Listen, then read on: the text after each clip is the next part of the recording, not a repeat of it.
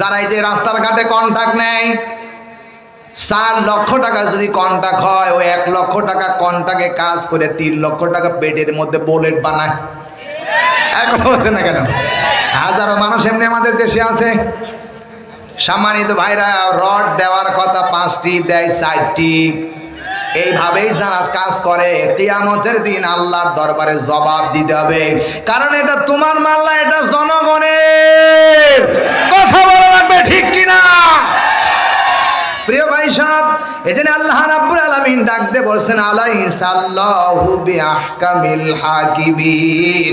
আমি আল্লাহকে সবার চাইতে বড় বিচারক না।